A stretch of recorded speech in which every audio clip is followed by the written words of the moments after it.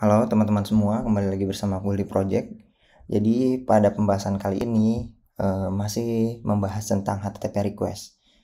Nah, sebelumnya kita udah mempelajari semua metodenya ya. Jadi kayak dari get, post, fetch, put, ya, sama dia gabungan antara get dan post, dan kemudian metode delete ya.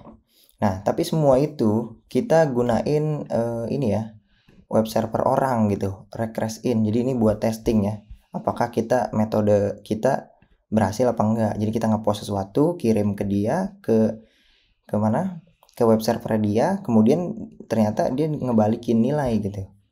Nah padahal kasusnya adalah bukan ngebalikin nilai. Jadi kalau kalau misalnya dia ngepost sesuatu ya udah masuk ke database, tapi di sini database mana kita nggak ngelihat. Jadi ini cuma testing doang. Nah, makanya sekarang kita akan membahas menggunakan Firebase. Biar apa? Biar pas kita ngepost sesuatu, nyimpen data ke web server, kita bisa tahu bahwa database kita tuh disimpan loh di web servernya. Nah, Firebase ini kita nanti datanya bakalan disimpan di Firebase-nya.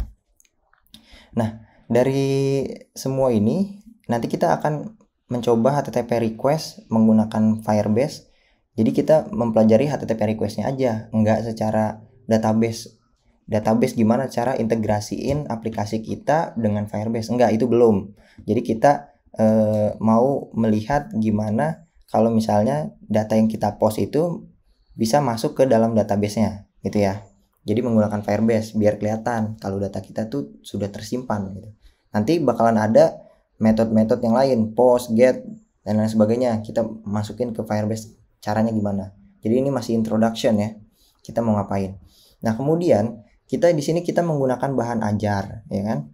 Nah, bahan ajar ini nanti akan terlihat seperti ini. Jadi nanti di sini cuma nampilin simple ya, sederhana main Dart. Nah, ini udah menggunakan provider. Jadi ketika kita nge-add player, ini belum ada ya, belum ada datanya, misalnya namanya Sandika, posisinya keeper misalnya. Ya, ini fotonya. Misalnya kita pastein URL gitu ya. Kita submit. Nah, nanti masuk nih. Ya, berhasil ditambahkan, ini ada snack bar di sini. Jadi ketika dia sudah berhasil ditambahkan, dia bakalan pasang snack bar. Nah, ini data-datanya. Kalau kita mau hapus atau mau edit Sandika Rahardi gitu kan, sebagai ini striker misalnya ya. Nah, oke, berhasil diubah, berarti namanya udah striker. Nah, kita mau delete dia bisa ya. Jadi ini masih menggunakan provider ya. Jadi kasusnya adalah di sini kita memiliki sebuah apps nih. Kita punya sebuah apps ya. Apps ini datanya disimpan di mana? Ya di memori apps-nya. Ketika kita restart gitu, misalnya tes nih ya.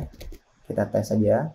Kita submit. Nah, ini ketika apps ini kita restart ya, dia akan terhapus. Nah, ini datanya masih disimpan di dalam sebuah apps-nya. Jadi penyimpanan data tuh ada dua jenis. Yang pertama on device storage, jadi di storage app-nya. Yang kedua ada di web server, jadi nanti kesimpan datanya, nanti tinggal kita get aja, kita tinggal ambil datanya. Jadi itu bisa permanen gitu sifatnya. Nah, ini ada penjelasannya nih. Jadi data tersimpan sementara yang tadi kalau misalnya kita refresh dia akan terhapus gitu, dan bekerjanya offline tanpa internet pun ini bisa gitu, karena dia tidak membutuhkan HTTP request. Jadi cuma provider nyimpen data ke dalam apps-nya, tapi kalau di restart hilang gitu. Nah, kemudian ini ada yang namanya web server ya. Web server itu jadi kita ngepost data, nih, post data lempar ke server, ibaratnya nanti kita bakalan pakai Firebase nih. Kita buka konsolnya, teman-teman login aja di konsol firebase.google.com. Nanti teman-teman buat sebuah project di sini.